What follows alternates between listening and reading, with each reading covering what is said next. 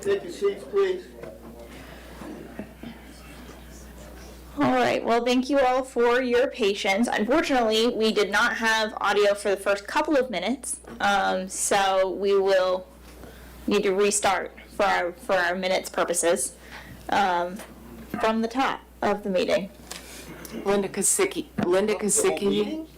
Top of the whole meeting. the whole, okay, then I'll,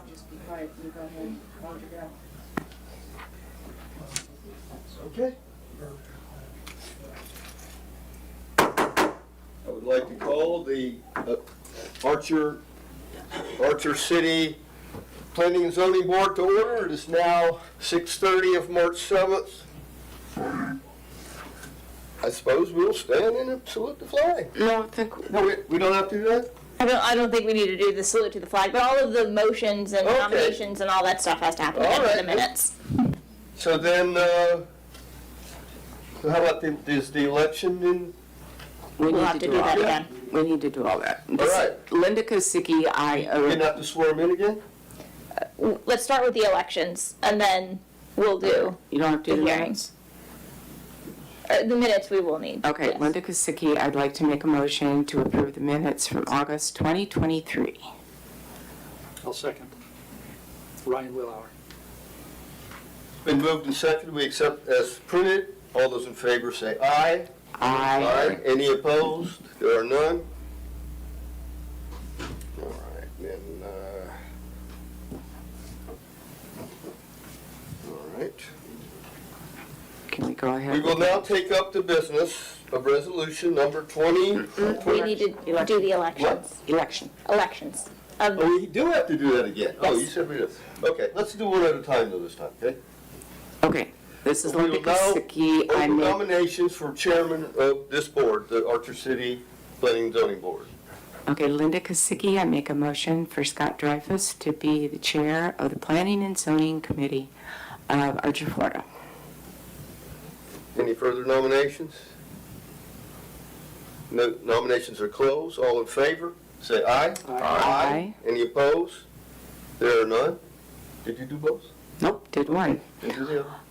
This is Linda Kosicki. I'd like to make a motion to make a nomination of Sean Willis as vice chair for the Planning and Zoning Board of Archer, Florida. Any further nominations? Nominations are closed. All in favor, say aye. Aye. Aye. Any opposed? There are none. Unanimous. Okay. Now, We will address resolution number 2024-03, which is a conditional use permit, CUP 23-01, by Ronnie LLC for a concrete batch plant with an industrial I zoning district. All right, Mr. Chair, reading the resolution by name only. This is a resolution of the Planning and Zoning Board of the City of Archer, Florida, recommending to the City Commission of the City of Archer, Florida, approval of a conditional use permit for a concrete batch plant within an industrial I zoning district as provided within Table 1606, Item 4.2 of the Land Development Code on certain lands within the corporate limits of the City of Archer, Florida, repealing resolutions in conflict and providing an effective date. This is a quasi-judicial matter, so we will start with going through the board and asking if there are any ex parte communications by any of the members.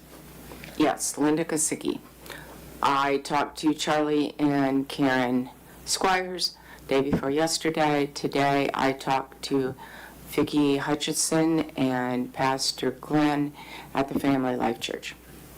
And do you feel that you'll be able to make the decision in today's hearing on just the information that's presented as sworn testimony and not on the ex parte communications? Yes, I do. Okay, anyone else on the board? Sean Willis. Microphone, sorry. Sean Willis. I had multiple people approach me in my place of business, and I told them that if they had information, if they had questions, concerns, anything to this, that my place of business was not the place to discuss it, and that they needed to show up tonight to voice their opinions or concerns. And you didn't have any substantive discussions with them? None. All right, anyone else on the board? Okay, we're going to swear everyone in again. If everyone will stand, we'll take your name for the minutes. Everyone who intends on speaking, that is. All right, we got a couple more takers this time. All right, we'll start here. Rob Lash, Chris Gamir. Chris Gamir, Denise Donaldson, Denise Donaldson, Dan Jones. Dan Jones, Karen Fiore, Karen Fiore, Brett Fiore. Brett Fiore, Aaron Arnold. Aaron Arnold, Ronnie Arnold. Rodney Arnold, Glenn Dickman. Glenn Thickpin, Leanne Slaughter, Leanne Slaughter, December Sherry, December Masheri, Jim Shells. Jim Shells, Charles Tufano. Charles Stefano, Mary Helen Wheeler, Mary Helen Wheeler, Ruben Sapp, Bill Lewandowski. Bella Lewandowski, Marcia Kirkland, Marcia Kirkland, Philip Frost. Philip Frost, Charlie Squires. Charlie Squires, Michelle Rutledge. Michelle Rutledge. Did I miss anyone? All right, will you all raise your right hand? Do you swear or affirm that the testimony you give today will be the truth, the whole truth, and nothing but the truth? I do. All right, thank you. You're all duly sworn. At this point, we'll give staff the opportunity to present if they would like, or we can pass it on to the applicant. All right, applicant. Once more with feeling. Hello, Mr. Chair. My name is Christopher Gamir. I am representing the owner on this project. I'm also the engineer of record, so I have a lot of experience with the infrastructure and all the permitting steps involved, including stormwater, fire flow to the site, in addition to the zoning that we're talking about today. So this site is, of course, a historical site. The Maddox facility has been there for 100 years in the city of Archer, has a big historical impact to the area and the city. And one of the major things happened recently with its closing is just the status of the whole site. I'm sure everyone was really worried about that, concerned about that location. Mr.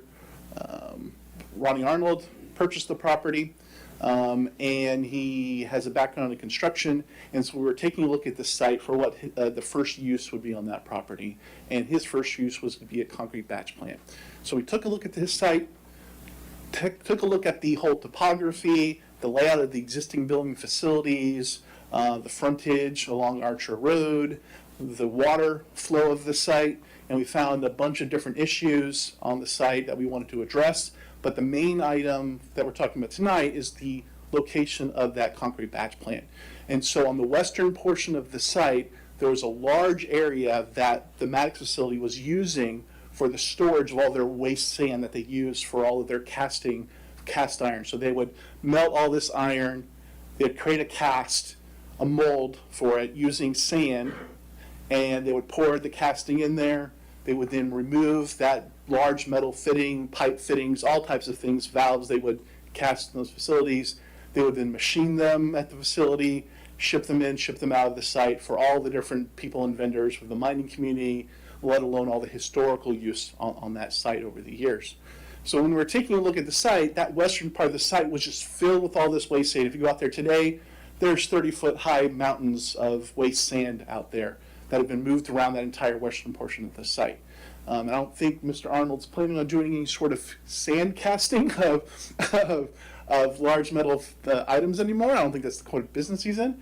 And so it was the perfect site to reshape, get rid of all that waste sand, put a lot of stormwater improvements in, and use that as the area for the concrete batch plant, as it was away from the road frontage. It was right there next to all the industrial buildings. We still kept all of those historical industrial buildings that everyone has had family members work at over all the years, and that just seemed like the right spot on the site for it. And so we then looked at the site plan application and looking at the zoning use, and the use would require the conditional use permit review.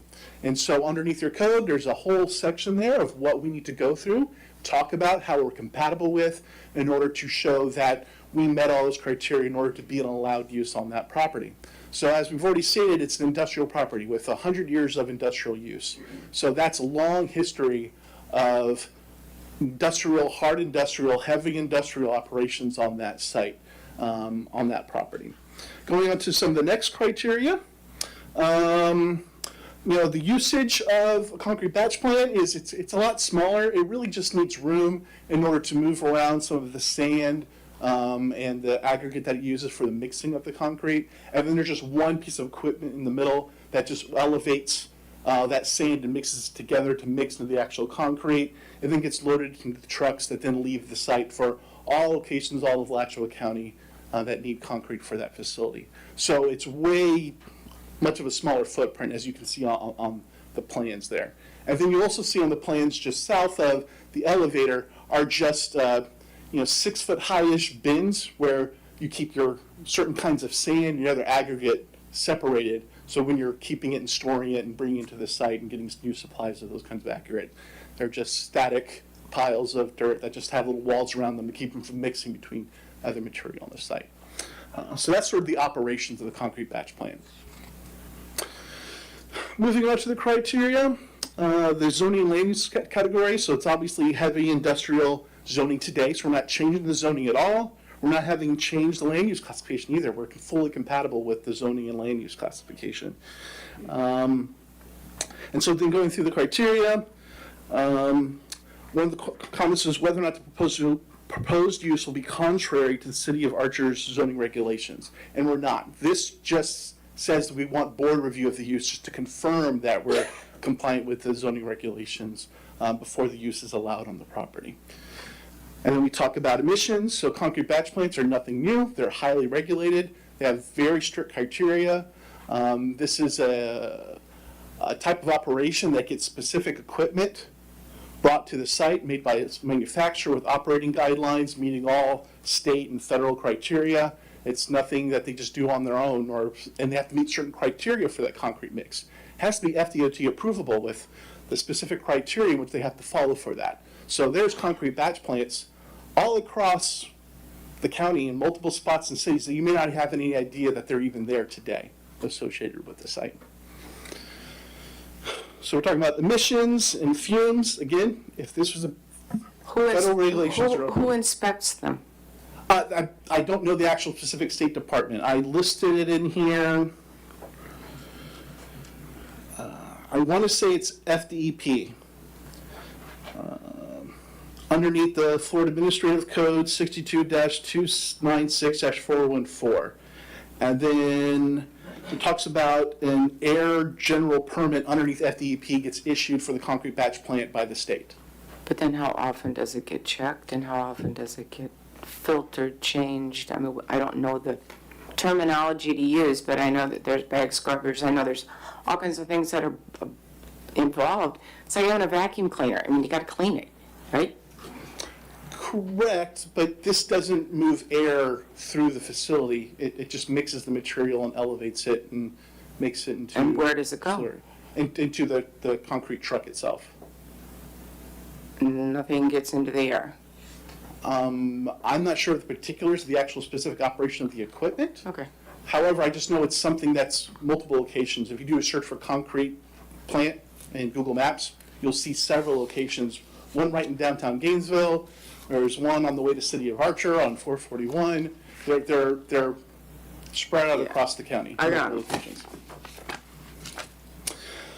locations. There's other criteria, fumes, in which I list out the specific Florida Administrative Code that's going to have to meet with inspections by FDEP, atmospheric, odor, glare, noise, in which case we're not asking for any waiver to the noise ordinances from the City of Archer. We're going to meet those criteria without any possibilities. And the other one was thinking about the use of existing land use pattern in the area.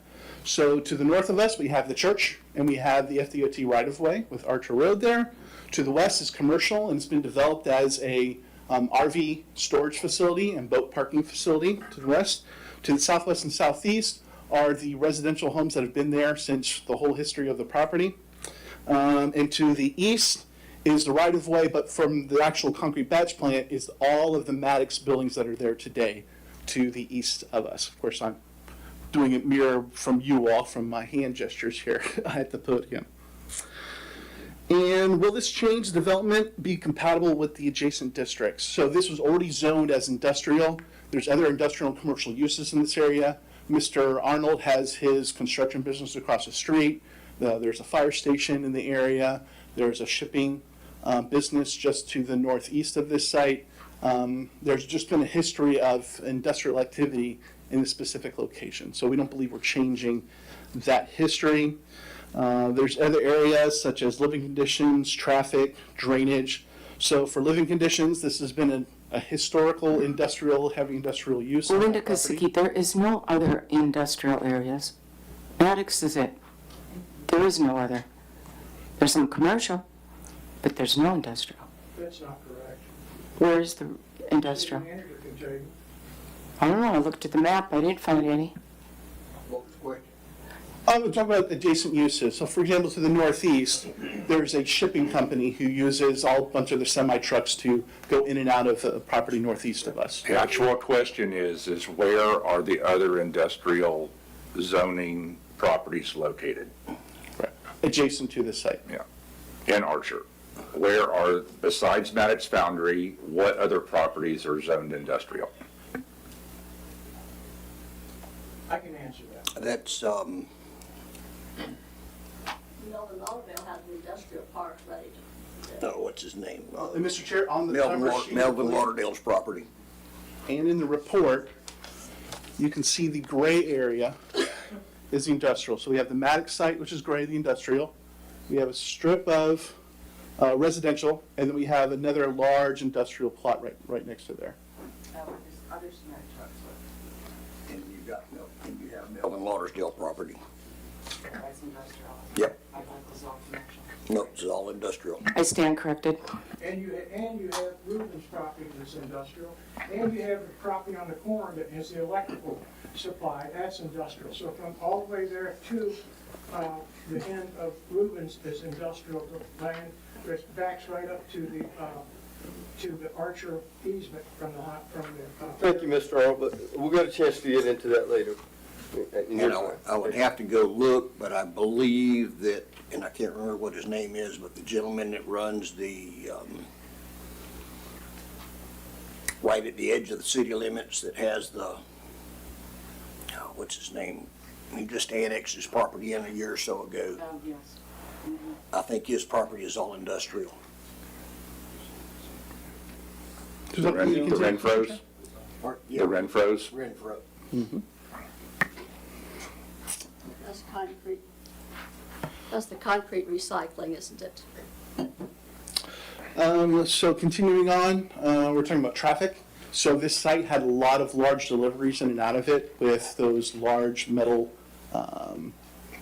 fittings that they were fashioning and forging and milling and delivering from the site. That would take a lot of large trucks. This would have mainly concrete trucks leaving after they get loaded up in the morning time, going out to site, making deliveries, and just coming back. There's not a lot of continuous back and forth, except they have a large pour or something where they need a certain group of trucks, but even then, that would try to get spread out through the day versus being a large group all at once. You know, it's something that they want to have a constant stream of concrete to a site versus just multiple trucks at one time. So that's something that it's regularly scheduled at a site. Going to drainage, so we kind of did this with the previous go-around, but I really spent some time on the drainage. So the whole site drains all of Maddox towards the north, towards Archer Road, okay? And you can see in the aerials, and if you go out there, there was some, I don't want to call them ponds because they look like just something they were just put there just to kind of control whatever it is they could. But there's a sequence of excavated ponds going towards Archer Road, and they're severely undersized because the current standard as of 2004 was to do a 10-day rainstorm event, raining 18 inches of water. So that's 1.5 feet of water over the entire Maddox site. And also, as shown in our plans, I delineated the entire drainage area, and it's a bit larger than even the Maddox site, and it drains all towards that one location right next to the church. And in 2008, did you have some recent flooding near there? Well, definitely 2004. But even I got some pictures from FDOT where that whole limited area came up really close to the finished floor of the church. And so there's just too much water coming to that location. So when we are developing this plan, you can't do a site plan without thinking about the entire infrastructure serving it, which is what we did. We met with FDOT, and so what Mr. Ronald's doing is he's donating the front of his construction business, and we're doing a whole sequence of stormwater ponds going uphill towards the north, towards Archer Road, and then finally installing a pipe underneath Archer Road to Mr. Arnold's construction company's front yard to have a sequence of stormwater ponds that can handle this quantity of water, and dedicating a public easement on the front of his property to handle the runoff coming from Archer Road. So that's a whole giant infrastructure project that Mr. Arnold is doing for this entire area. Because on the north side of Archer Road, it's Mr. Arnold's property, fire station property, all of Archer Road draining to this one low spot. And then we also found out during this process that FDOT, about 10 years ago, installed that sidewalk along the south side of Archer Road. They put a pipe in the ground, but it never went anywhere. So it basically just collected the water from the east side, northeast of Archer Road, directed it towards the church, and then it just stopped there and dumped it right there.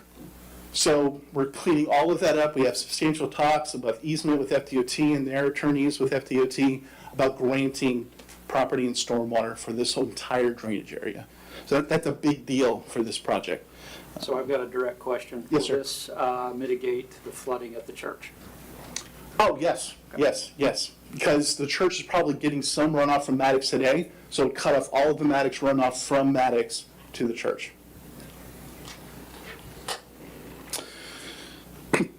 Let's see, light and air to the adjacent areas.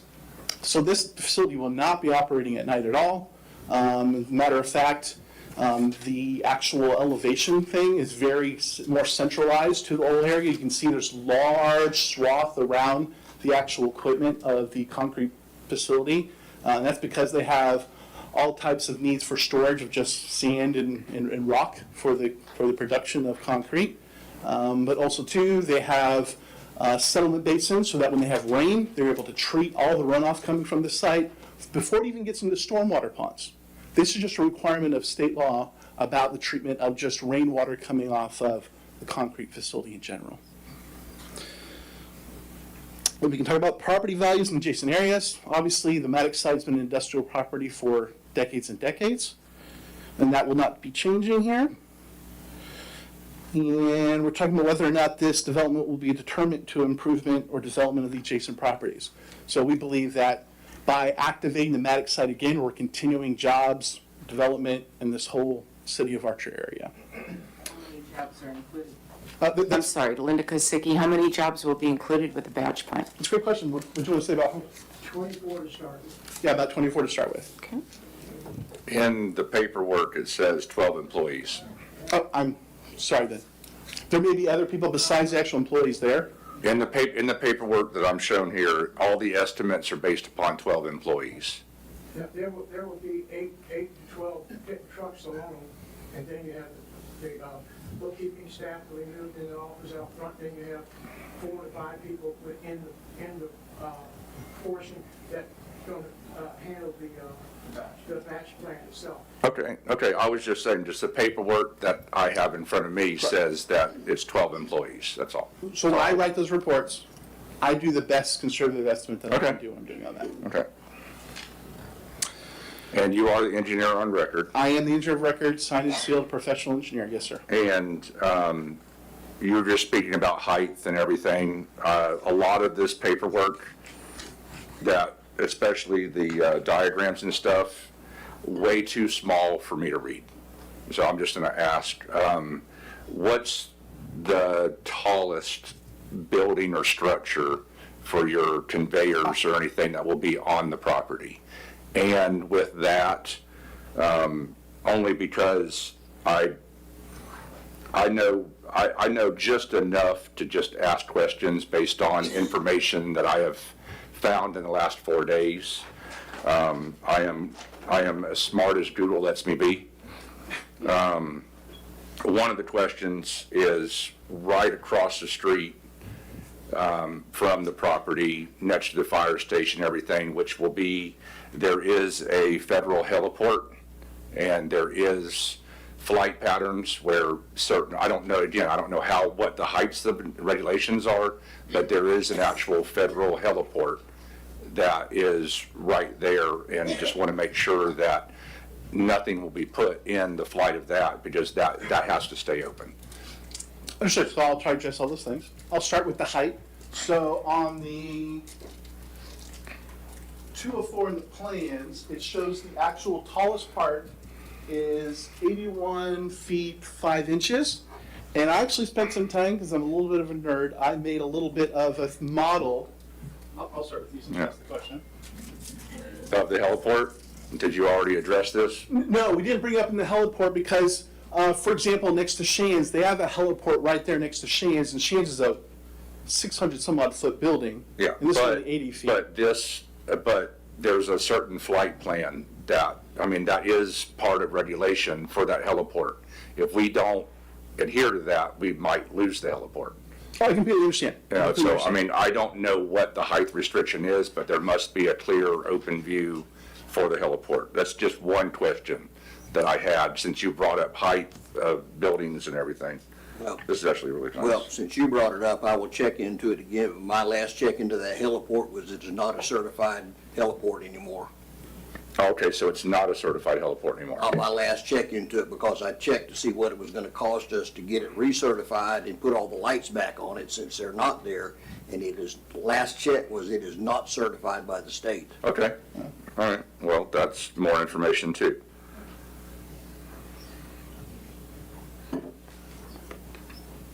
So you can see in that model, Well, I'm just putting it into the relation of where it is, okay.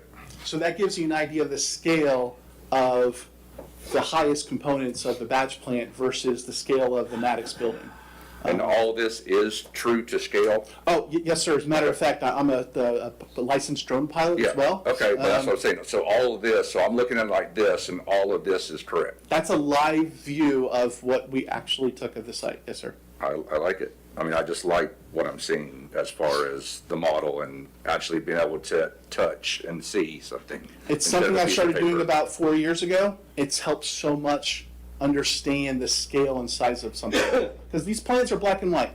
They're not even color, which is also why I try to make those exhibits. As a matter of fact, does anybody have that? These exhibits, we also used to sometimes put our stormwater ponds as blue. And then people would get upset saying, well, they're not wet. Well, okay, yes, they're stormwater ponds, but they're dry stormwater ponds. So that's why I made them dark green now as well, because, again, a picture's worth 1,000 words. And anyways, it's just better to convey the plans and what you're proposing versus an engineering drawing meant for construction.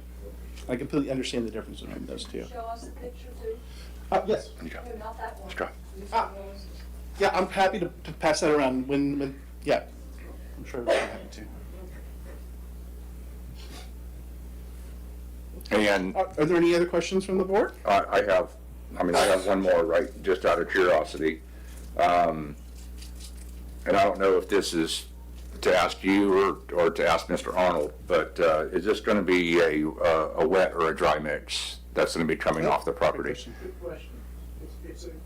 It's a dry mix. I'm so sorry. For hearing purposes, if you could come to the mic when you're talking, just so our clerk can take the minutes. Sorry, I had back surgery and sitting in that chair twice in 9 months. State your name before you speak. Ronnie Arnold. I own R.E. Arnold Construction along with my 3 sons. They're here tonight. And they're the ones going to end up running this thing. But the first point, there is an existing silo there, and you probably already know, that is 95 feet tall. So that's going to come down, but it is 95 feet tall. Okay. Again, that was just questions that I Right. just, So, you know, It's silo. I bet you, So it won't be as tall as. if you're one of the greens I'm thinking of, you know it very well. All the info that's still inside the Maddox offices. It is a dry mix, so the air permits that you get, the units is made for when they put the mix into, it goes into the trucks. So it's all encapsulated in that unit on the very top. It sucks and filters out all of that, any dust that's created. okay, The trucks will pull out. They'll put water into it, and then they'll pull out, and then when they get moving, the drums will have to start, and they'll be turning after they get off the site. Okay. Nothing can escape from that way. Yeah, you'll see the central vent is listed on the plans as well, that Yep. Donnie was talking about. In fact, a lot of what they're actually going to have here, like the bins, it's 3 separate bins that the loaders put and dump in the bins. Maddox already has those bins already on one side of the building. We're adding very little that isn't already at Maddox. Okay. That is going to come down. Yeah. At some point, it will come down. all right. And you're the expert on this. Just out of curiosity, the water that's going to be used that's going to be put in the trucks and they'll be mixed in as they move down the road, where does that water come from?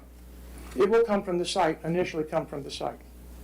From the city or from the pre-existing well that's on the site?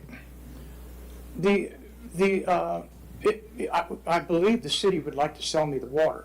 Well, because, But if they don't, the water actually, as we speak, the water is on at the site at present. okay, The well and the tank and everything is there, it's ready. well, because, So I it would mean, just be a case, if the city didn't want to do it, it would be a case of renewing the Suwannee River water management allocation per day. okay, because in the city limits of Archer, per the charter, all residents and all business located within the city limits of Archer have to be on city water and cannot have a well. And, I mean, there is a well that was on that property for a long, long time. And, I think, if you operate using a well to get the water, that would open up to where if we let one, we have to let everybody.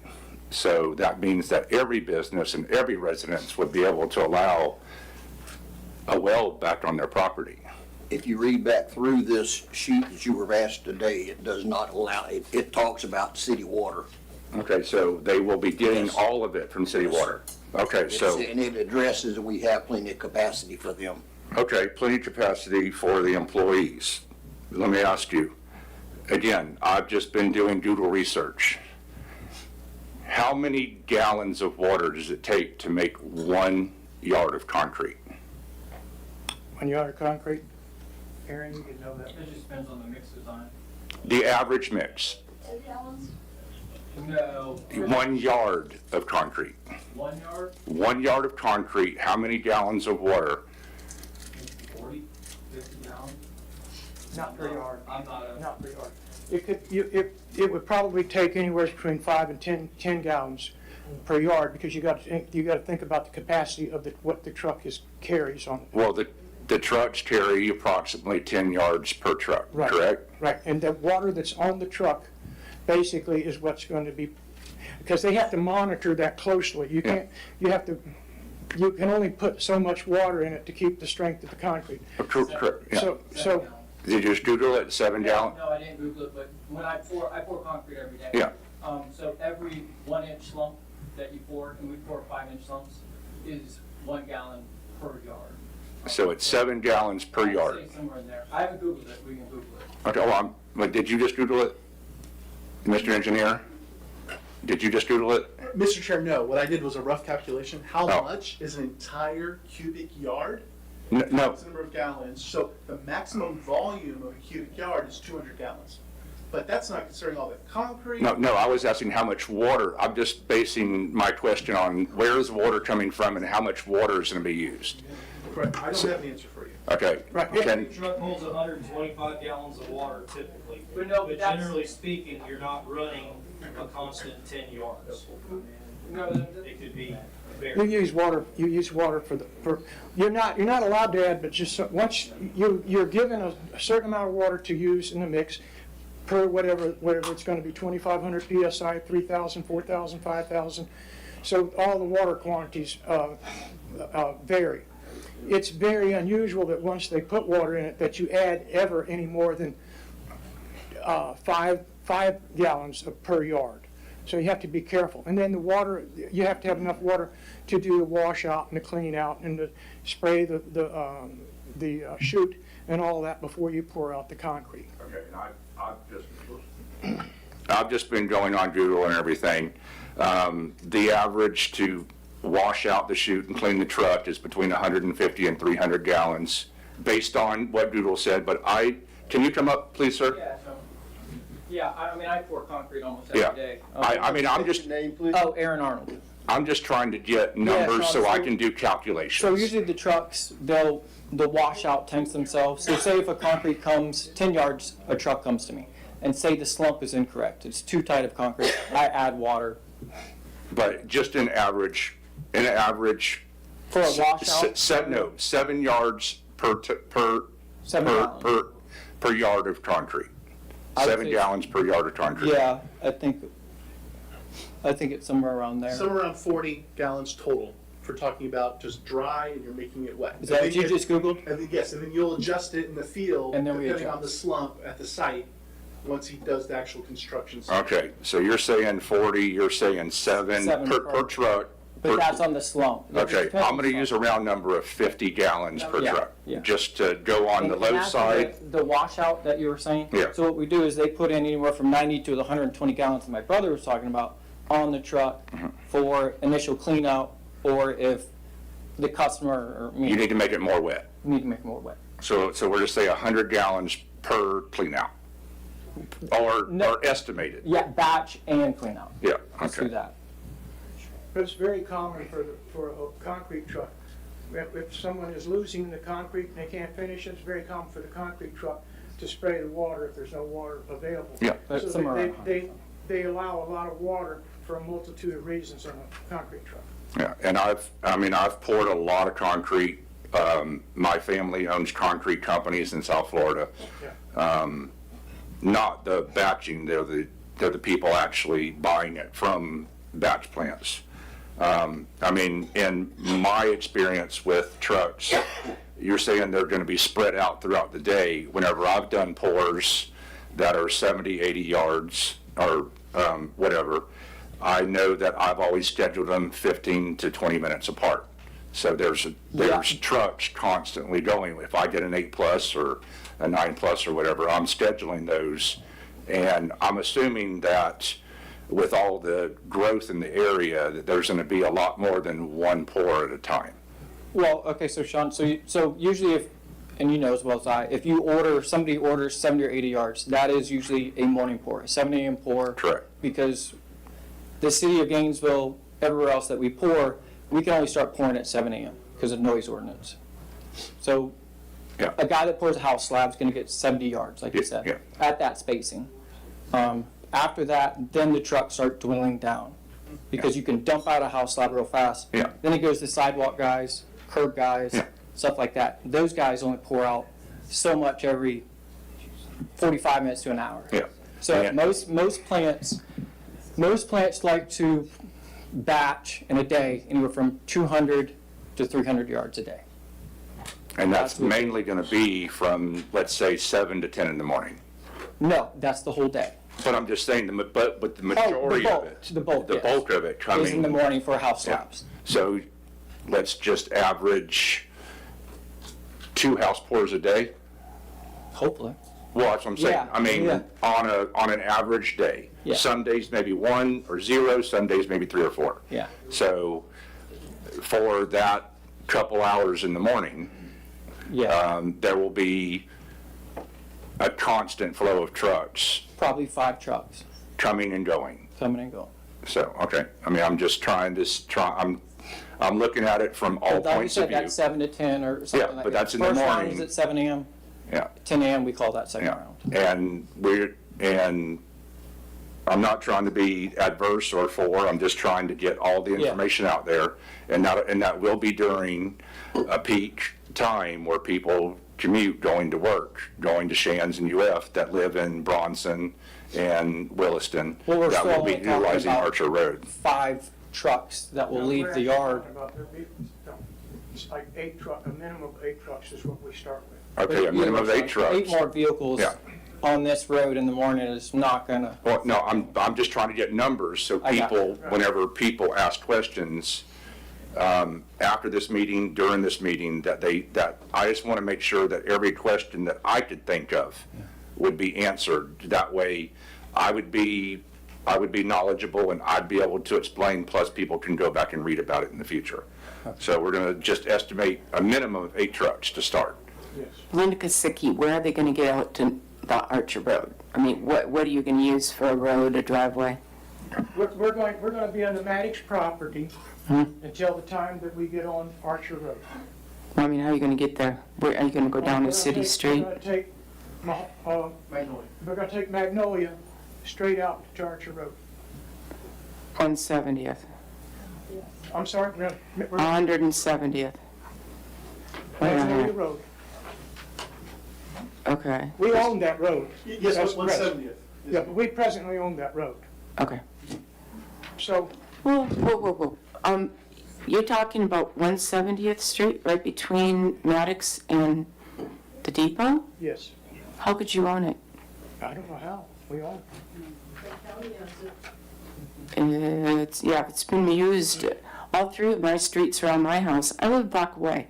So when you keep talking about industrial and commercial, whatever, we live here. We're going to live blocks away from this thing.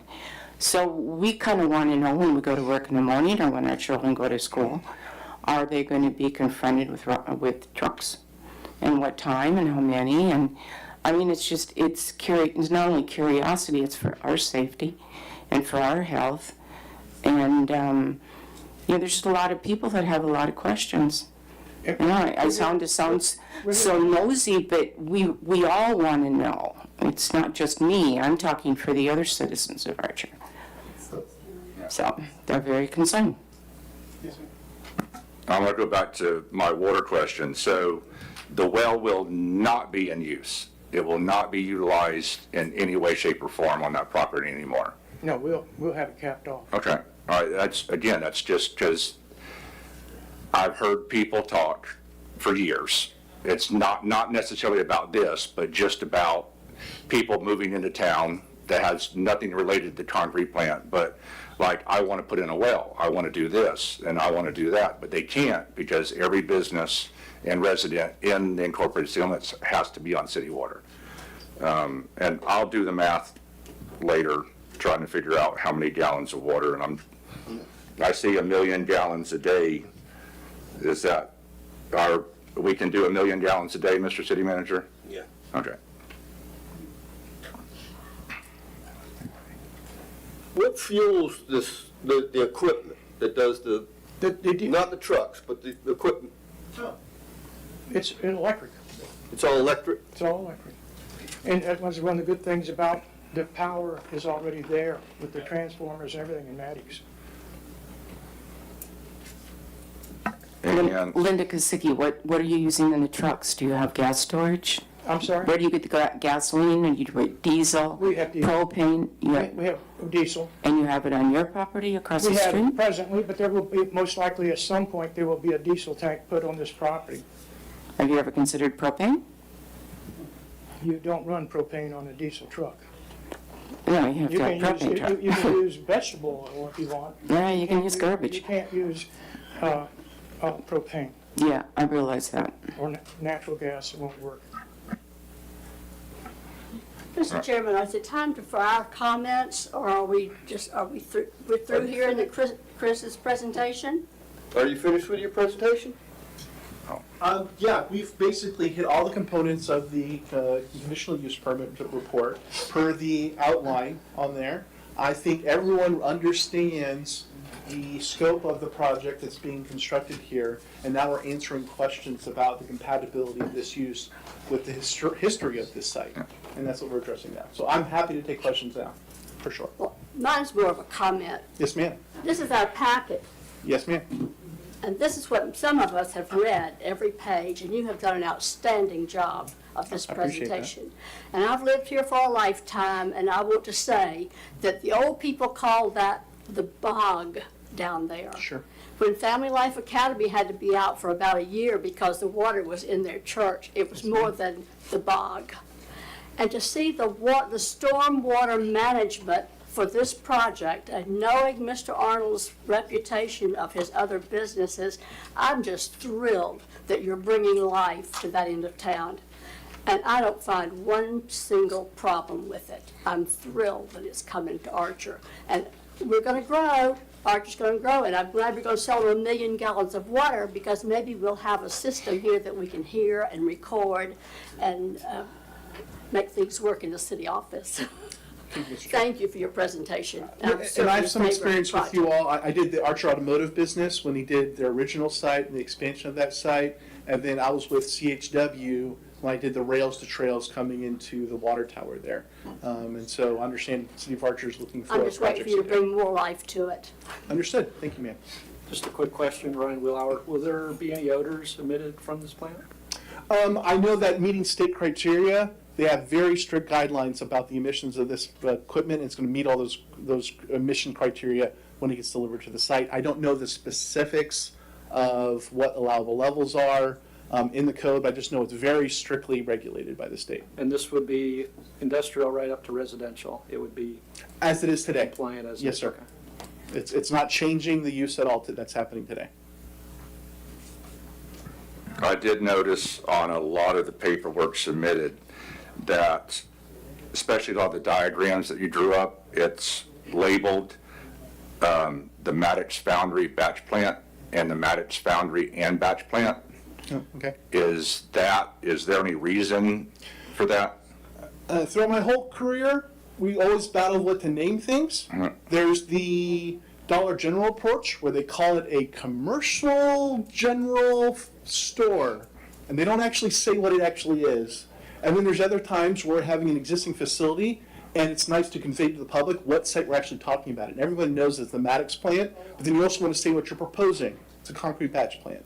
Okay. So that's where the sort of both of those terms showing up in the title for that purpose. And you never know what the right title is to make sure you're being clear with everybody around what's happening and where the site's located. Okay, yes, because the reason I brought it up is some say the Maddox Foundry batch plant, and then some say the Maddox Foundry and batch plant. I was just curious if you were, That's not gonna be the name. oh, well, I was just bringing it up to just questions that could be asked. Yeah. If it was a question that I had when I was going over it, I was just curious if there was any future in maybe bringing a foundry batch, or if that was, Right, so that's not the business that Mr. Ronnie Arnold is in. However, those are buildings that have value So, and we're not getting rid of them. As you can see, Yeah. in the model, we have plenty of space for both facilities to exist there today. Just questions I was asking because of what I read. I didn't know or think if that was going to be the name. It was a question that I had. It's so hard it's a to question. name a project when you're submitting stuff. And I try to be understand. clear. Thank you.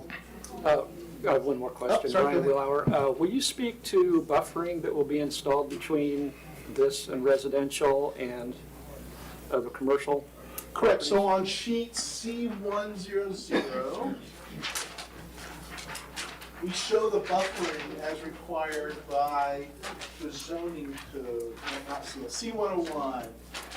And you can see there's 7.5 foot partial opaque buffer.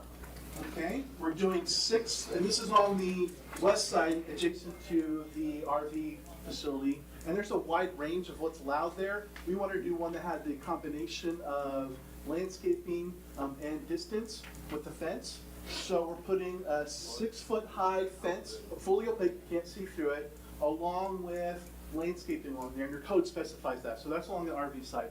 Along the southern side, we're proposing another 6 foot high, fully blocking fence, and it is 10 feet wide with landscaping all around that fence as well. So those are the required buffers per the code. So we're not asking for any variance to the buffer standards.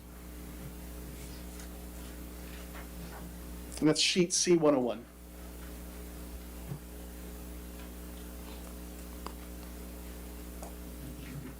And it got a little quiet in here. Any more questions from the board? I have one more.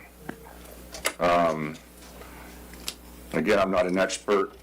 I do know that you had brought up earlier about being in compliance with fire regulation and everything with our water tower and demand of your property and everything. Since you will be on city water, if y'all are in operation and let's say somebody's taking a shower over here and the fire breaks out over here and somebody flushes the toilet over here, will there be an adequate supply of water for that person to be able to rinse their hair, this person to flush their toilet, you to operate, and the fire department be able to properly get the water needed to put out a fire? Matter of fact, when we do the calculations, the first set of the calculations is how much water flow is typically needed by a typical fire department to put out a fire at a similar facility. So we figure out the demand, okay? Then we do the supply. And literally the next step of that is, what are the flow characteristics of the city water coming into the site? And then we put how much other demands, water demands on the site that are in addition to that to make sure we have enough to satisfy the minimum flow requirements for the facility. So for the fire flow calculations, that's exactly the type of calculations that are in there. Okay. All right, then, I mean, that was just, again, questions that were brought, or questions that I had reading what I got in front of me today.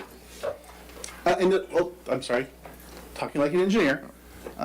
Yes, I sign and seal it, so that's the first check of it, okay?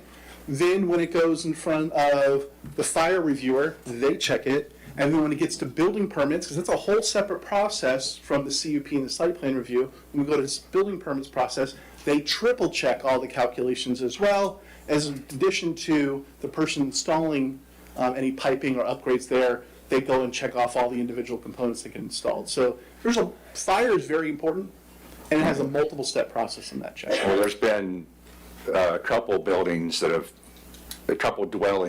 burned down in the last couple of years here recently. Just questions that brought up, when anything you would use with water, you want to make sure there's plenty of it available. Yes, sir. Yes, sir. Linda Kosicki, this might be a question for the attorney. When you read the resolution, and it was just the very top of the page, correct? What about the 2 pages that are connected to it that is to be signed that we didn't talk about? I'm not sure what you mean. All the whereases. Yep, the resolution need only be read by title only. So just the title. But is all that included in the resolution? Every whereas clause does not need to be included in the resolution title, if that's the question. The title of the resolution has to encompass generally what it is that the resolution is approving in order to provide notice to the public that this is generally what is being discussed. Okay, but a lot of these things in the 2 pages that are here, we haven't discussed, and I don't agree with. So, Well, now's the time to bring it up. So the resolution, lists out what is going to be required in order for you all to make an approval, to authorize an approval of the resolution. So to the extent that you don't agree with or think that those things are not correct or accurate, this is the time to address them. But approval of the resolution, unless you do it with, you can obviously amend the resolution and say with conditions on this, or specify this, or change X, Y, and Z, but this is generally what is required to approve the CUP. so it's this common terminology Yes. for every single one to have this in here? I've been on this board for years, I've never read all this stuff before. Can I read you what I'm concerned about? Sure. Okay, the fourth whereas the Planning and Zoning Board has determined and found that approval of said conditional use permit as described below would promote public health, safety, morals, order, comfort, convenience, appearance, prosperity, and general welfare. That is part of your code. That when we agree with a resolution, we think that's going to happen with everything that we approve. Not for every resolution. For resolutions regarding conditional use permits, that is one of the criteria that you are evaluating. Yes. How come it's never been on there before? We've never been here before. Because I don't think this is going to help my morals at all.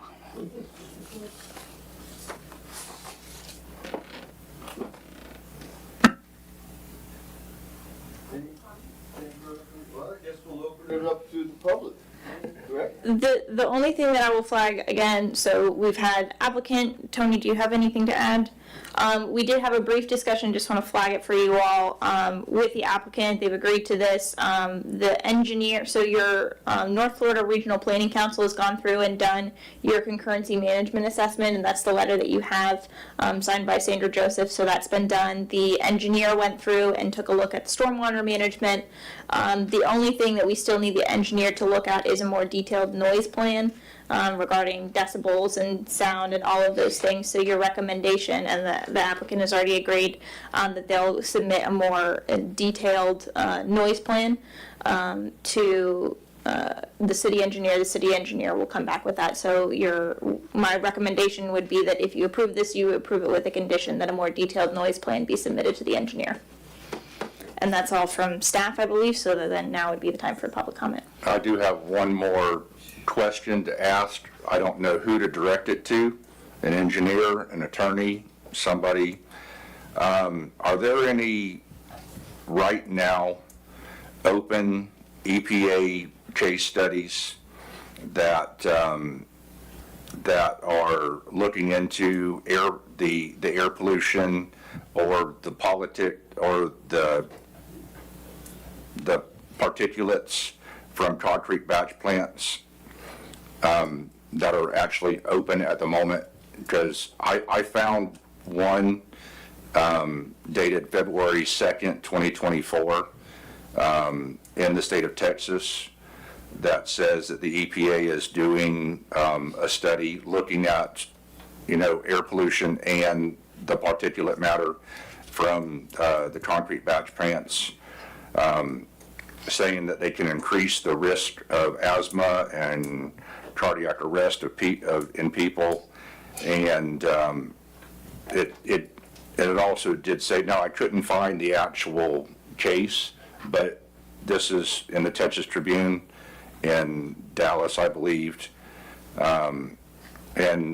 But what they did say in that is that the project was expected to be completed in July of 2024. So that's approximately 3 or 4 months. I mean, is that a real thing? Is that an open case that they're actually looking into right now? So I'm not aware of whether or not there are any legal cases on those grounds. What I can say is that the emissions from facilities such as this are governed by Florida statutes, so they're taken out of the hands of the city, and Florida law governs what the emissions can be. They have strict standards. I think that we discussed that a little bit. FDEP is involved in that. Whether or not the particulates cause disease, whether or not that's been investigated further, I'm not sure that I could say. What I do know is that the current law in Florida is attached here, and I believe that the applicant intends to follow that. So that's the piece that I can offer you. Okay, is the EPA state or national? What is? So the EPA is federal. Okay, The that's Florida federal, yeah. The Florida Department of Environmental Protection is the state agency. Okay. But the EPA would be federal. Correct. Okay.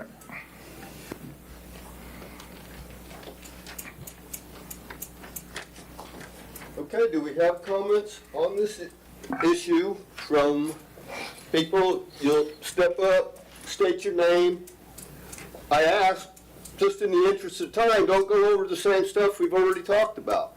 But other than, and if you have comments, you may be first. And for anyone who entered the room after, as you come up, if you haven't been sworn, just let me know and we'll swear you in. Thank you, Mr. Chair. Pastor Glenn Thigpen, Family Life Church, Family Life Academy. Sure, everyone was probably anxious to hear what I had to say tonight. I do want to say I am all for moving forward as a city. Development, things like this. I think what Mr. Arnold is doing here is a good move for the city of Archer and for the economics of the city of Archer. Mr. Engineer, you had mentioned the history of the site. We've enjoyed a lot of benefits from Maddox Foundry over the years at Family Life Church. The property was donated by Maddox Foundry to our church. We've enjoyed using not only the parcel that was donated to us, but even a little bit sharing around the area, including the city street that runs through there that at some juncture was closed. I don't even think the city has a record of when that was closed. But so at this point, we are having to figure out where we're going. I want to compliment Mr. Arnold. Mr. Arnold and myself have had some good conversation over all of this. Once we learn to communicate with each other, we've had some good meetings, haven't we, sir? And I trust that with the expertise of his engineers, with the expertise and the follow-up of the city's planners and engineers, that they're taking care of me on the stormwater management.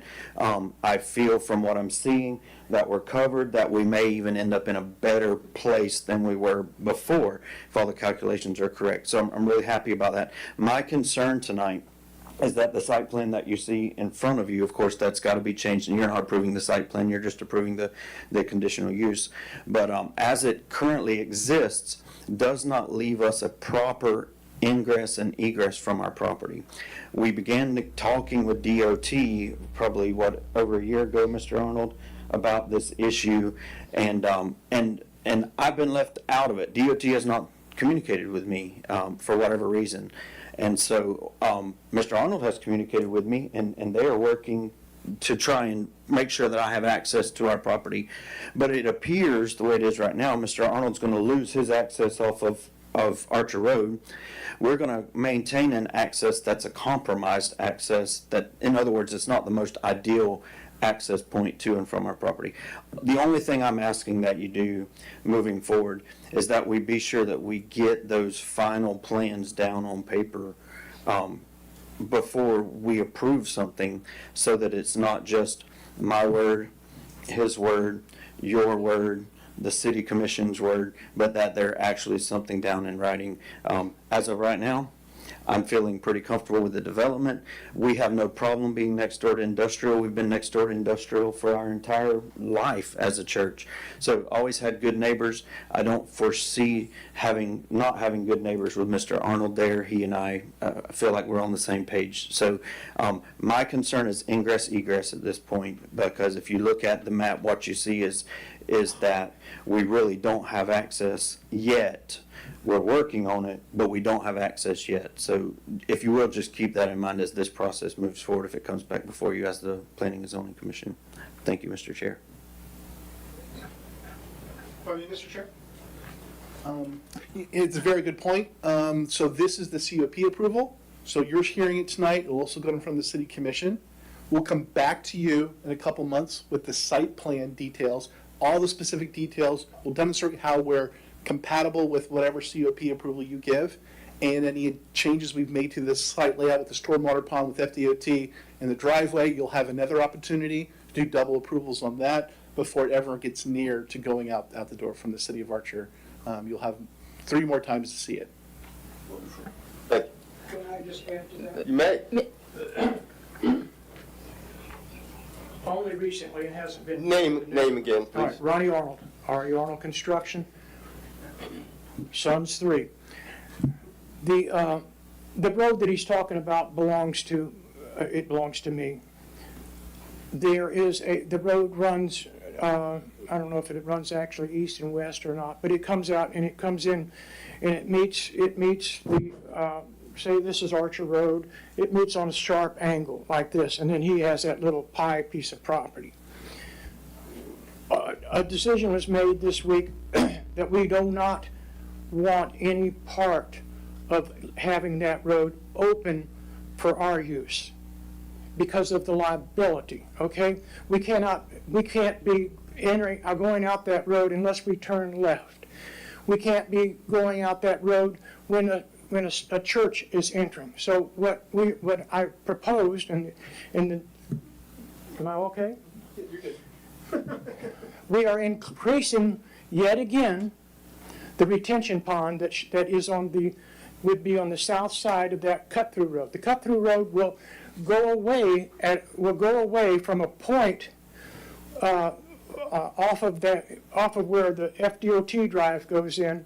We're going to end up giving the church a portion of the road, and then it's up to the church to get with the DOT to manipulate that drive that is going to make it safe for them to come in, turn, and use a portion of that road for parking, because they don't have parking. They don't have anything. So I decided to give them a portion of that road, and there's no way for us to get there. The retention pond will go all the way across now. So the only way we'll have one of 2 ways: go straight out perpendicular to the property, or you go down to the bottom, and then a new road will be built that way for like a loop system. This is a 25-acre project. This is just 5 acres. What I'm going to be seeing you over the next few years on a multitude of what we want to do with that property. It's going to be great for Archer. This is just one thing. And all of that property that's cleared out there after this big retention pond, that's to accommodate all the future growth that we're going to put in there. And we have visions of all kinds of businesses go in there. So the good preacher there can rest assured that I'm doing my part, but I can't handle the FDOT. That'll be something they have to do. Mr. Chairman, I'd like to make a Yes, comment here go ahead. about the road. About 1963, when the new water system was put in, our streets were dedicated. So where he feels like he owns the street, in front of my house, I own the street too. But I don't actually own the street because it was dedicated to the city.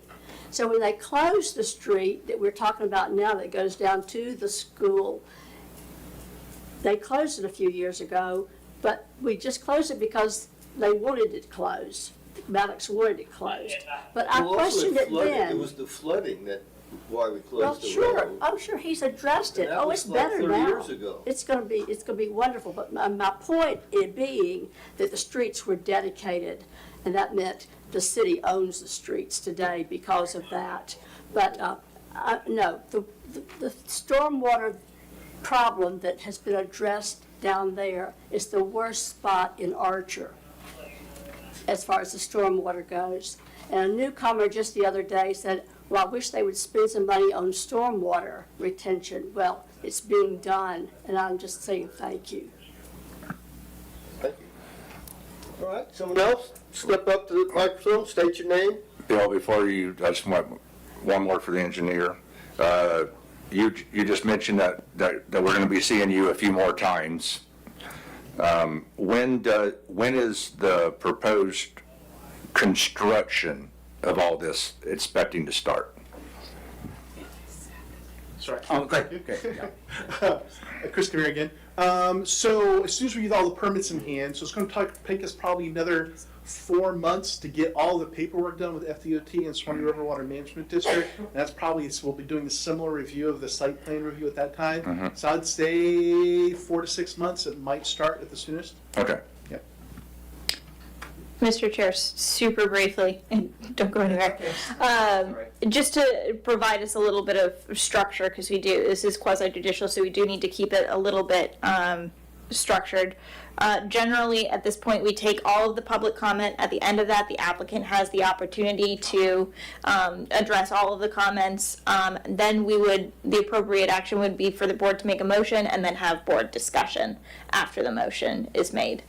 So just to sort of keep us all in, so as board members have questions, to just write them down, because there will be that opportunity then for the applicant to come up, but just so that we can keep it sort of condensed. Good evening, Bill Lewandowski, I'm a resident of Archer. So I would like to remind the commission that the reason we're here is that this is not a by rights development. So the engineer sort of made the implication, probably inadvertently, that they're here because they want to get approval. Well, they're here because they want to get approval because they have to. This is not a by rights development. Now, if this was an enclosed facility, then it would get a permit, not a conditional use permit. So everything that Ms. Kosicki said in terms of the whereas, you have a moral and ethical responsibility to say yes to all of those in order to approve this. A conditional use permit is hard deliberately because it's an exception. If you keep on passing conditional use permits, your planning just goes out the window. It's like Swiss cheese. And so you have a requirement to be able to check all those blocks off and make sure that this is compliant with development plans. So that is your moral and ethical responsibility, and I'll defer to the attorney if I've said something wrong. Okay, thank you. So let's go over this a little bit. So one of the things you have to be able to certify is that the proposed conditional use permit will not interfere with or adversely affect the health, safety, or welfare of the surrounding community area. So again, this is an open facility. There's even a limited Google search will show you that there are a number of issues, environmental issues, that are associated with these plants.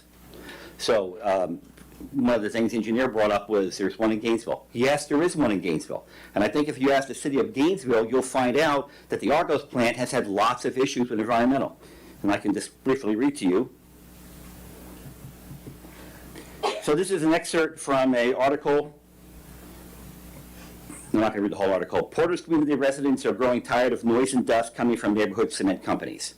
This was published, by WFT on the web.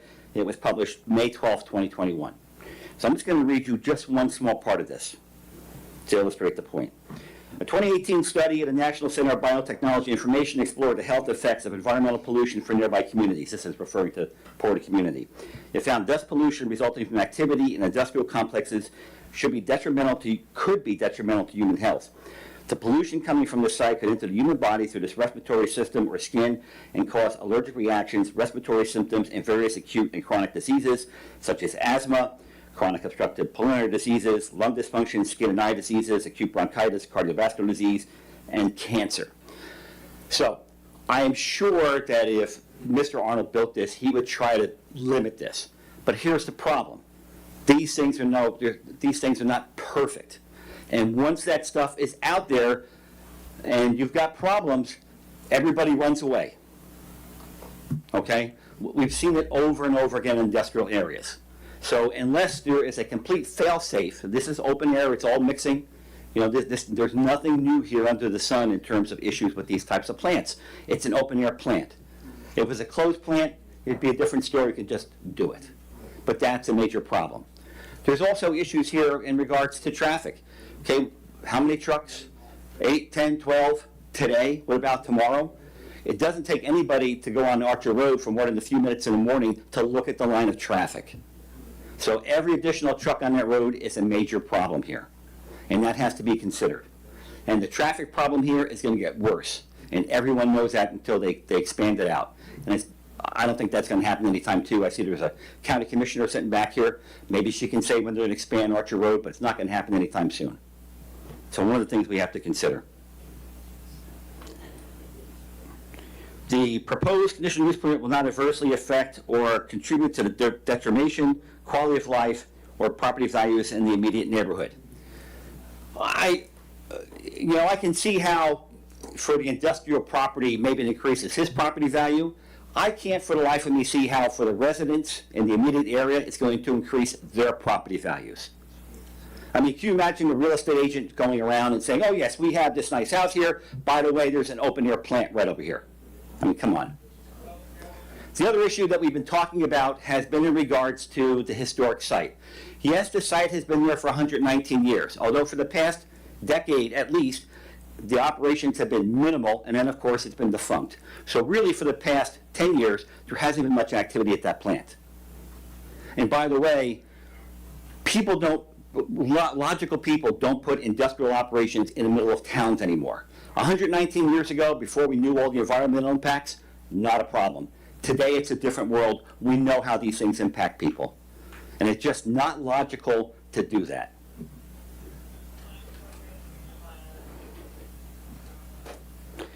The proposed conditional use permit is consistent with the character of existing land use and patterns in the surrounding area.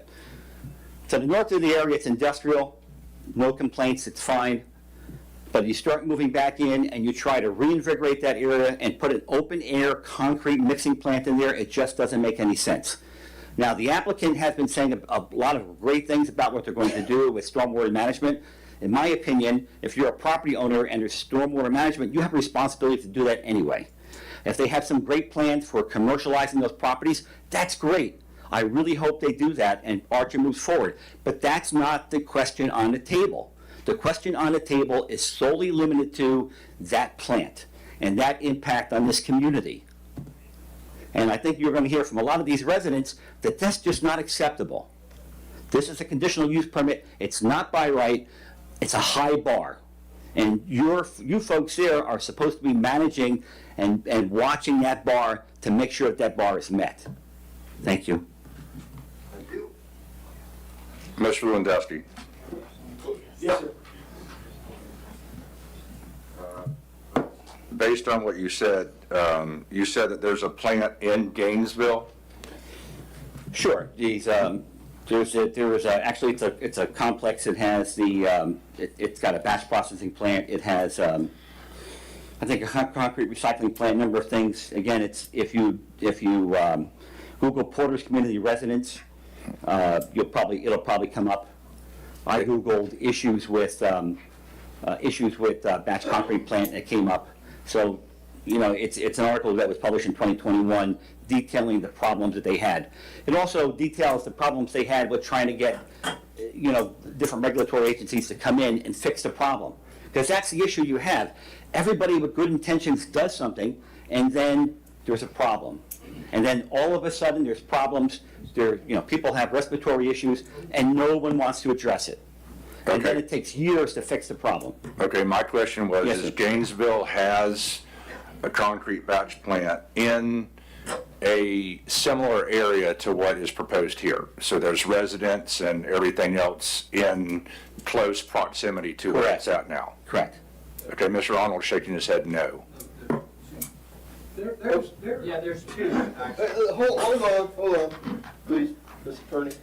So just to, again, Yeah. because this is sort of a structured presentation, Yeah. to just make sure we write down all of our questions, the applicant will have an opportunity to come up and answer all the questions. I see him taking really good notes over here about the questions being asked, so I'm positive that he's going to, and then you'll have an opportunity. Okay, well, I was just addressed because I was affirming that he's saying that there's concrete batch plants in similar areas already in existence in Gainesville, and Mr. Arnold was shaking his head no, and his son's saying there's two.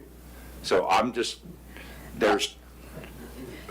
trying to say, so, okay, so there already are concrete batch plants in existence in the city of Gainesville in a similar jurisdiction with residents living right up next to it. It seems Yeah. like that's this gentleman's testimony, and Yeah. when Mr. Arnold has an opportunity to come up here afterwards, if he has something different to say, I'm So sure that just he will. to be clear, the specific article, the one the article references is located at 924 South Main Street, and also on 930 Southwest 3rd Street. So that's the one that the article is specifically referencing. Yeah. But if there's other ones I don't know about, but again, this is the particular article I'm referencing here. Yeah, no, my question was if there was already pre-existing in areas already. Yeah, okay, thank you. Thank you. Okay. Okay, next. Oh, thank you. Everybody's very shy here tonight. Good night, everyone. Good evening, everyone. I'm Mary Helen Wheeler, and the reason I'm here tonight is that I previously, 30 years ago, bought a little cottage with my sister, Helen Johnson, who I'm representing tonight. Helen is a stroke survivor, and so she wasn't able to come and speak. She's 78 years old. The place that she is living in now is 13179 Southwest 170th Street. It is the cottage that's right behind the boat, the old the boat factory. And right now, she can look out the window. My brother-in-law calls me every day to tell me what's going on in the property next door because they can see every little thing. The trucks go by from the Mr. Lauderdale site, and they're there all night. They work all night. And from what I understand, the agreement with that group of folks was that they were supposed to cut off at a certain hour. But they run those trucks all night. And the trucks run up and down Magnolia to the point where we had asked for break in the road. And it does belong to the city. You all own that road, as you were saying, Ms. Green. The concern that I have is that my brother-in-law calls me every day to report on my sister and report on how they're doing. He's dealing with cancer. She's dealing with her health issues. They go to Shands probably 3 or 4 times a week. He lets me know what's going on, so I've been able to hear from him, the clear cutting of the trees there along Magnolia, the trucks that are going through, the sand that's coming through, the rocks that are coming through. So tonight, I'm just here as a sister to talk about what her concerns are and what our concerns are for their health regarding a spot that's very close. All the trees are gone. There's no buffer there now anymore along Magnolia. And if there are no buffers around this that are going to protect citizens from the whatever's coming out of that plant, we need to make sure that if you all approve this, you're going to make sure that there's a big buffer there that will protect the citizens that are living on Magnolia. And the idea of having all that truck traffic added to what Mr. Lauderdale's already doing on Magnolia is pretty horrifying. It's a small stretch. It's really not much more than the path. And my history with Magnolia goes back 30 years. And so I just would like you please to make sure that if you are going to approve something like this in the middle of town, that you're also considering the people that live on both sides of Archer Road. Now, I want to address something very quickly too about the noise of the trucks, the backing up, the beeping and the going, and that goes all night for my family. But I also wanted to address the North Florida Regional Planning. that you all had gotten approval for. I was on that board for 3 years. They never denied anybody. It didn't matter what the community said was going to happen in that community. If they said it was so, it was so. And I challenged it several times because there were a lot of things that came through that board that were approved by North Florida Planning that I felt were inappropriate. So I just want you to know that just because it goes through that board doesn't necessarily mean it's the best for your community. And let me see if there's anything else. Again, we didn't know anything about this meeting. My brother-in-law every day would ask me, what's going on there? What's going on there? And I've asked, folks in the community, what's going on here? And nobody knew. And I didn't know until yesterday that this meeting was going on. And my brother-in-law and sister still don't know. I hadn't had a chance to get back with them to say, this is what's actually going on there. And just very briefly, they are retired truck drivers, both of them. Drove partners across the country, big semis. And so they're pretty tolerant and knowledgeable about the trucking industry. And, they've done everything they can to kind of, put it out of their head because these people have to make a living. They all understand that. But I would hope that this community finds ways to hold these folks' feet to the fire and make them do what they say they're going to do, and make sure that they are taking the neighbors into consideration. And one other thing, I'm sorry, I know I'm done. One more thing. Be very careful about where we're putting these things, because in the county we have dealt with environmental equity as an issue. Truth and reconciliation has been a factor in what we make decisions about in terms of where we put this kind of thing. And when you're talking about Porter's Quarters, Ms. Kosicki, that's a very good example of what we are having to look out countywide. So thank you all very much for your time. Thank you, and I assure you, we care about all those things too. Yes, young lady with the white jacket. Mr. Chair, just as a reminder to everyone in the room, because I'm not sure we said it, each public comment is limited to 5 minutes, so I have been timing, and I will let everyone know as that 5 minutes comes up for each person. Good evening. My name is December McSherry. I have lived in Archer for over 50 years. I have participated in this city for 35 years. On everything from recreation to things that happen. I just found out about this meeting 2 days ago also. And I want to let you know that Archer is the site of 4 Superfund sites. Attorney Ballou, do you know what a Superfund site is? No, ma'am. A Superfund site is when the pollution exceeds health limits, the federal government has to step in and take control and do a major cleanup, and it costs millions of dollars. There was a Mr. Bryce had beautiful dreams of running a wood preserving site. He thought, oh, this is just wonderful for the people of Archer. Well, he dumped all the chemicals there. And in the 80s, there was an uprising of people in Archer saying, there's arsenic in our water and very high levels of arsenic. And this arsenic is deep. It's 35 feet deep. We want to clean up. When did they clean it up? Several years ago. A couple of years ago. It took 30 years for a cleanup to happen. Mr. Lee of the Farm Depot on Southwest Archer Lane had dreams of running a wonderful fertilizer company. We bought our fertilizer from him. There was an electrical fire there. There was no inspections by the city of Archer, not the county, not the state, nor the feds. That place burned up, and Archer School had to be evacuated. The whole town had to be evacuated. You could see the plume from Cedar Key. It was so toxic, and the city could not put that fire out. Reggie Rose came here in the 90s and wanted to build a wonderful boat plant.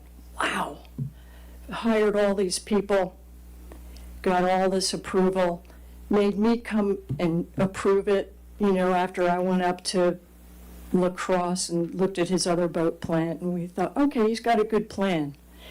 Did anybody ever inspect that boat plant? No. The county didn't, the state didn't, and the feds didn't. One day, we could hear a bomb 5 miles away at our farm, an explosion. The boat plant blew up. It was full of chemicals. Joseph Harris, fireman, showed up, could not put the fire out. There was no water pressure.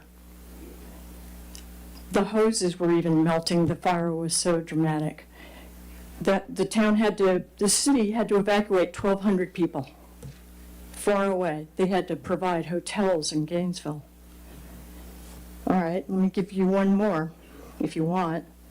Southwest landfill is also a Superfund site. We had to come to the county and tell them all the hazardous waste that was being buried in there for 10 years. It took us 10 years to close that landfill down. Okay, so we, the people of Archer and the surrounding area, are very aware of what can happen to us and the health of our children and elderly. We've always had workshops for any new developments. And in the workshops, the applicant could come and show, you know, the plan and tell us what was going to happen and make us feel safe. And that process really worked, made people content. Well, I would like to ask Mr. Hammond why you didn't call a workshop on this. Why is this all new to us? And you're in a quasi-judicial hearing today. And I want standing, and I want to be notified. I want everybody here to be notified. Nobody was notified. What's going on? The adjacent property owners that are adjacent to this were notified, and it's not required that we have a workshop. No, this is a major pollution issue with these retention ponds. We want to be notified 3 miles away or 5 miles away. The dust contains... It's not required. Do it anyway. Now, my friend that was sitting next to me is a trucker for a concrete plant in Gainesville.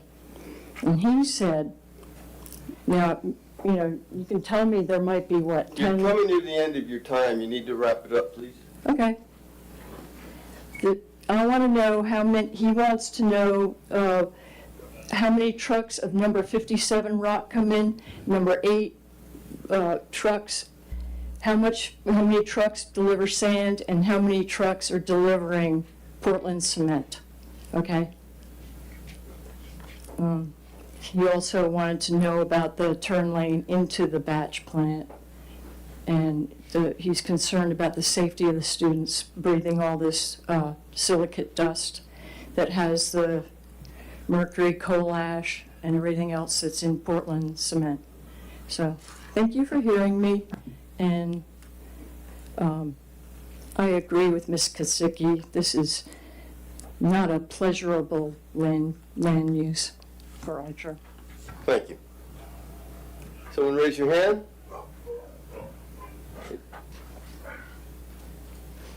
State your name. Speak loud and clear. My name is Charlie Squires. I'm a very concerned citizen. We've been here for 33 years. My main concerns, most of them have already been addressed, so I don't want to rehash things that have been talked about. But I would like to say that my main concern is with quality of life, our property values, our health, traffic. We were told that there's 8 trucks leaving per day to start. Where is that going to escalate to? The water situation, how much capacity will this plant eventually reach as far as yards per day? That's a question I don't know. And what's the impact going to be with roads, pollution, noise pollution, air pollution, and quality of life and property value? Those are my main concerns, and I don't think that it's going to be in our best interest as residents for this project to go through. Thank you. Thank you. Good evening. My name is Brett Fiore. Me and my wife Karen, we probably are the closest residents to this project. We actually abutted on the southwest side, so we've been here for 25 years. Loved every minute of being here. As I raised a beautiful family here. It's been really nice and quiet and fun for the last 10 years or so, but it was great before that as well. We have a lot of concerns. I just printed out a couple cement plants around. And this is Swanee American. This is in Branford. I can give these to you if you'd like. This is Argos Alachua. This is Ash Grove. That's Sumterville. The similarities of these things. You don't see a whole lot of houses around them. It's kind of weird. We'd think there'd be a lot more houses around those. There's not. And those are just three I just brought up here. Our concerns about putting something like this in a very tight residential area is something that I don't think progressive areas do. The idea is that this is going to raise our property values is actually funny, because I'd love to stay here for the rest of my life. But if this goes through, we're going to have to think about moving. And I know when we put our house on Zillow, I'm not going to put, it has great big oak trees and a cement plant, because that's not going to sell. The idea that this is going to raise our property values is one of the most ridiculous things I've ever heard. So everyone else has done a great job about doing a lot of the things with water, and I'm sure others will as well. But these things show you that these are not where residences are supposed to be. Thank you very much. Thank you. Good evening, Karen Fiore, obviously Brett's wife. So the first question I have, Mr. Chair, is I was told, or we were told by the city manager, that this was advertised.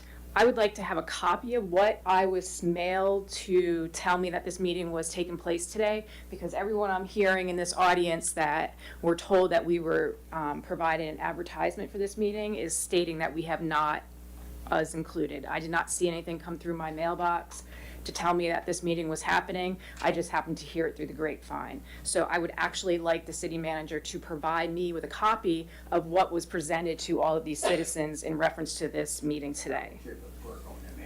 And if we've determined that there was no advertisement made for this meeting, I would recommend, Mr. Chair, that you regroup and have this meeting again, perhaps having those workshops that were mentioned from your previous residents, and do this the correct way so that others are aware of this type of activity that potentially is going to be in their backyard. Well, we are not required to have a workshop. We're required to notify adjacent property owners, and that is all we're required to do. My comment was not that you were required to have a workshop. My comment was that I would recommend that you would, so you're more open to the rest of your citizens. But thank you for clarifying that, Mr. Manager. The other item that I wanted to mention was, again, the water. We talked a lot about the use of the water. So the requirements in your comprehensive plan states that potable water is 120 gallons per capita per day. So my brain tells me that's per person, and it looks like you did what you call a concurrency management assessment. And when I read this, yes, I see that you did one, but it's based on those 12 employees that's in this proposal. I don't see this showing anything about what we talked about, that these trucks will actually use water. So for you as a board to adopt this conditional use permit, one of those requirements is it in compliance with the comprehensive plan? So when I look at this, It is not, because this plan did not include the additional water that is going to be used in those trucks. This assessment was only based on those 12 employees that are going to be at the site. So I would ask you as a board to make sure that you're clear that you have all of the backup required for you to adopt this additional use permit. And the last thing I would say to the owner of the property, if this goes through by your board, I understand, and thank you for telling us the setbacks, but this is really important to us citizens, especially, I'm residential. I can throw a ball into this piece of property. I maintained the property that you're referencing that you want to change to different zoning. I maintained it for over 20 years. I beautified that piece of property by maintaining it. I would ask that you increase your buffer for us citizens to go beyond the 6.5, I think you said, or 6 foot buffer. Thank you. Thank you. Who's next? Hello, my name is Charles Tufano. I would like to address the board here today and all the citizens here who joined us today. I really want to reiterate what Mr. Dunlucky said, because he really hit it on the head. And as he indicated, you board members have a responsibility to make sure that all these requirements are met. And the reason I can be so passionate about that is I come from a very small township that didn't always do that. And as you read these things, it's very clear you have to meet, for this board to approve an unconditional use. And the very reason that the owner of this plant is trying to, well, not trying to, he's applied to your board is because the use he wants to use it for, it does not fall into your industrial code. So he's required to get this unconditional use. And once you approve that, you've opened the door for more, okay? So it says, the proposed conditional use will not interfere with or adversely affect the health, safety, or welfare of the surrounding community. We're talking about mixing concrete, guys. The proposed conditional use will not adversely affect or contribute to the deterioration, quality of life, or property values in the immediate neighborhood. Okay? We're going to be mixing concrete, folks. Trucks are going to be running in and out. You have to deliver materials, correct? It's not just concrete trucks. You've got to bring material in. And you got to bring material out. It's going to be, okay? The proposed conditional use is consistent with the character of and existing land use patterns in the surrounding area. There's a bunch of homes surrounding this plant. And yes, it might have been in business for 100 years, but for the last 10, it's been pretty, from what I hear, it's been pretty not active.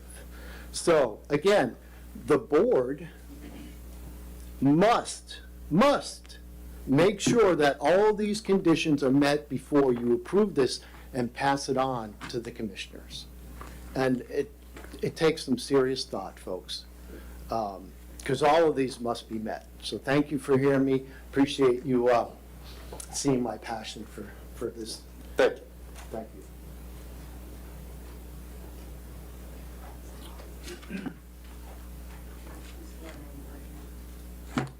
you. Yeah, I hadn't been in here.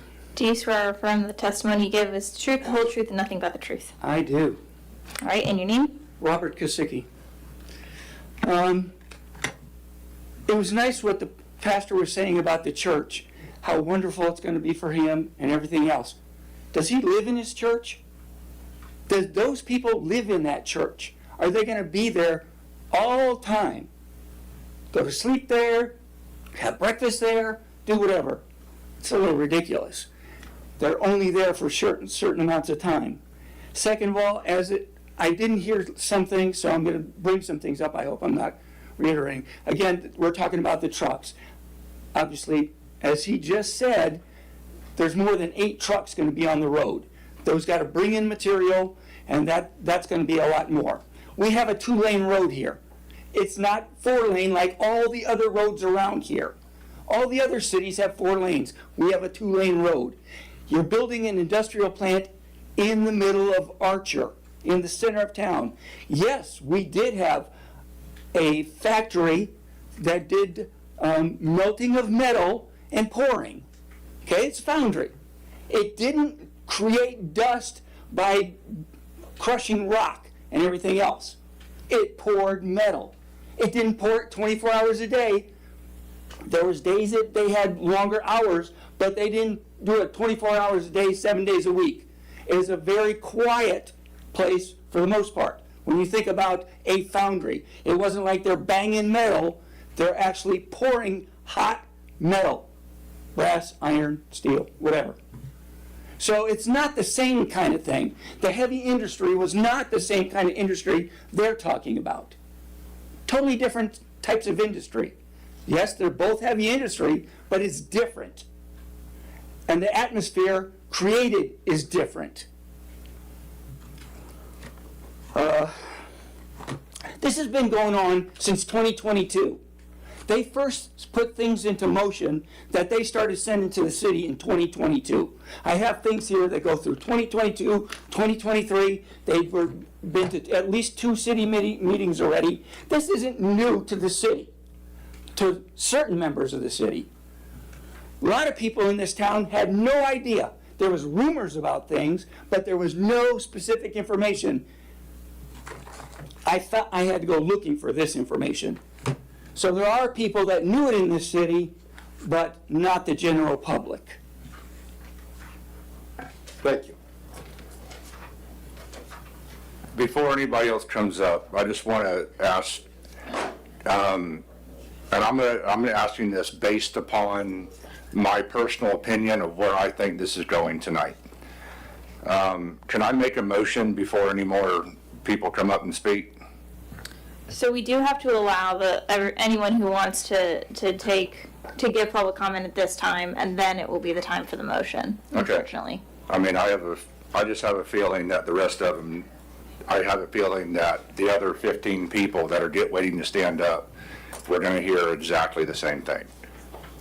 And if that's the case, I can make a motion now and save us all an hour and get to the same point. Okay. We will listen. Good evening. My name is Leanne Slaughter. I am a lifetime resident of this city, and I live 2 blocks from this proposed site.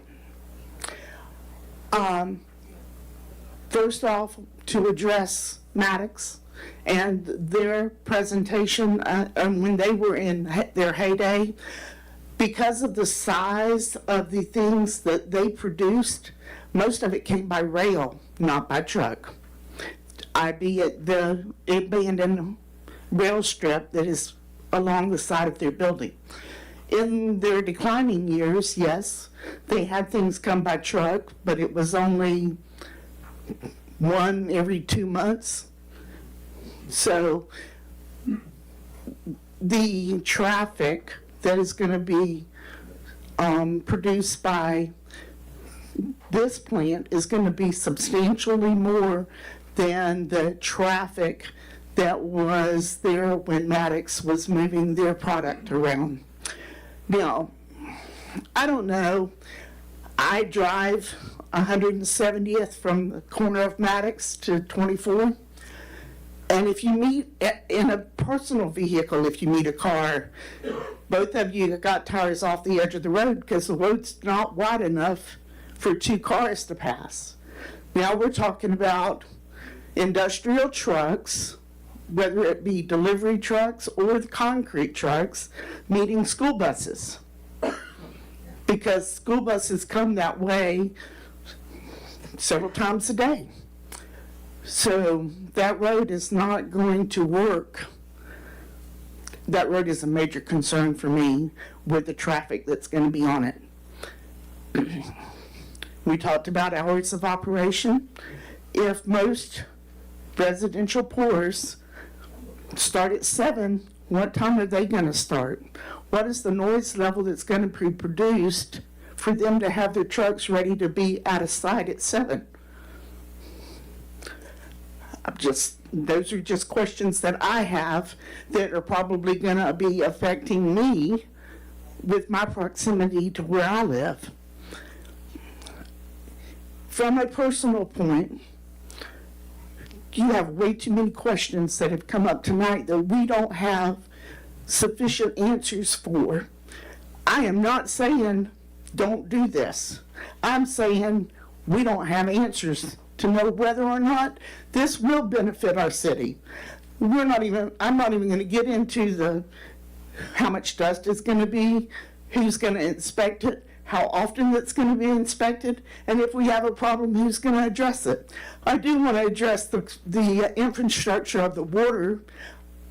I mean, I'm not sure that the water lines in the city is going to support this much volume every day, because you can sneeze twice and we have a water leak. So is the city sure that the infrastructure that we have in place is going to support this much volume to the age of the lines that we have? I would strongly, from a personal point, I would strongly recommend that if any way you can do this, that you table this or you postpone this until you can get more answers to more questions that have been presented tonight, because at this point, from where I'm sitting, you don't have enough answers and enough information to make a good informed decision on whether or not this works for us. Thank you.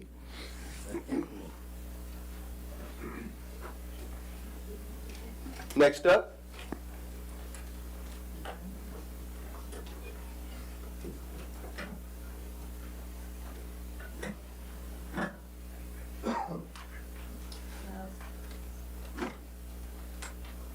Michelle Rutledge. I actually was not going to talk today. I just came to listen. But I wanted to add a different perspective, if possible, to some of the comments that have been made. Archer has a lot of rich history. Many of the black neighborhoods here in Archer have been established since the 1870s, so that's over 150 years. And so I would like to ask what consideration has been done on correcting the legacy of environmental racism of putting industrial facilities near black communities.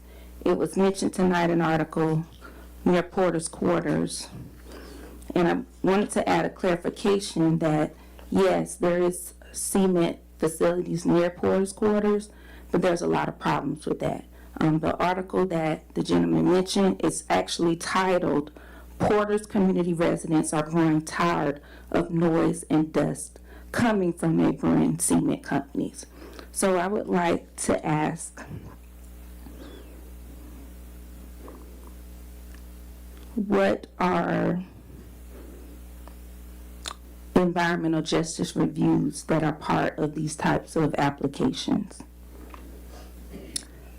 I also would like to ask, what are the health impacts? Have these been considered? What protections will there be regarding water quality and air quality? What research has been done on volatile organic compounds and particulate matter associated with these types of concrete batch plants? There were also mentioned other cement batch facilities in Alachua County. What type of complaints do these types of facilities receive? And then lastly, as we're talking about just what our vision is for Archer, yes, historically it has been an industrial type town, and I've mentioned some concerns with that, particularly with how close a lot of the industrial facilities are to black neighborhoods, such as the Quarters. In fact, are they aware of this project? And so I have a question. Has there been consideration to change the zoning to another category? Perhaps a category that's compatible to be near residential neighborhoods? Also, what is the vision for Archer, possibly redevelopment?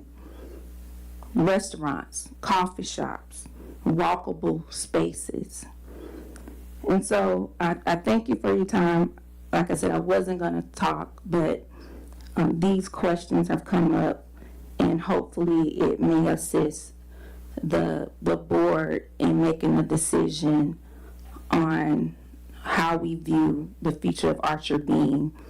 And I, like I said, love some coffee shops, restaurants, parks, and the dust is a concern. Thank you. Thank you. Mr. Chair, Yes. I hate to do this.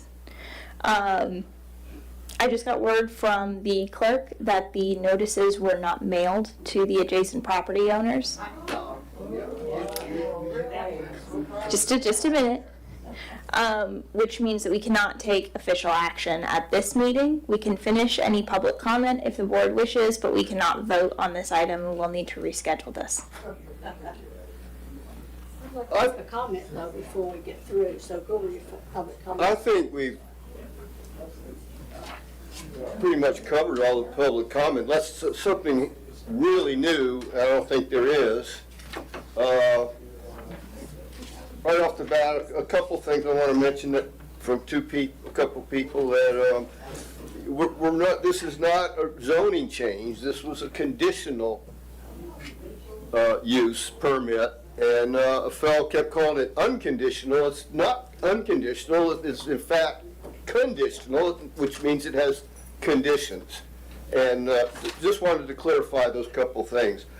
This is not a meeting at all. You all can go home. So it is a meeting. This is just not a okay. public hearing. So we can't take action on this item. Everything else that we did at the meeting today, all right. elections is fine. It's just the hearing itself we can't take action on. Okay, all right. Well, that's unfortunate. I'm sure you all agree. Oh, it's great. Does anyone have something really new about this particular issue? Okay? Then at this point of the meeting, we open up to public comment on another issue that has to do with planning and zoning. No? Then I would entertain a motion to adjourn. No, I want to say something. Oh, Mr. okay, Chair. I'm sorry, I didn't hear you. Turn your thing I on. want to address the portion of health. There was nothing any dirtier than an iron foundry. And for 117 years, we had an iron foundry, and we're very happy to have it in Archer for employment. I see people out here whose grandparents worked there and parents worked there, and they're healthy people today. EPA came in and set guidelines which had not, that's about, 40 years ago? So 60 years maybe, there were no guidelines. If you've ever had soil samples done in your yard, you will see zinc is so high, there's just some things that can't grow. And that's from the iron foundry. Go back. We're happy to have it there. But EPA has stepped in and OSHA has stepped in, and we have guidelines today. We have controls. And if they don't inspect it, there's nothing this board can do about it. When we are under DEP or DEP or EPA, they're supposed to do the inspections, not our city manager. And that's what I want to say. I don't see any issue with this as far as property values. Where our property values are going down is with a vacant building sitting there. I'm just so happy to see some life, and OSHA, and if there's still such a thing, and DEP, and it's going to take care of that. And the fact that the stormwater, that was one of the biggest issues, other than the pollution, which we don't have anymore. The city used to be covered in smoke. And as far as those little particles you're talking about in the soil, if you ever do any metal detecting on that end of town, your metal detector just goes crazy. You go through about this far of that slag before you get to dirt that you might find artifacts. So I don't see a health issue here at all, and I'm, again, happy to see something come into life. Well, I want to personally apologize for those notices not going out because I thought they did go out, and I'm going to find out why they did not go out. Yeah, I think that there is just a mix-up. Do you want to entertain? I make a motion to adjourn. I second. Motion's been made and seconded that we adjourn. All in favor, say aye. Aye. Any opposed? Thank you all for coming. We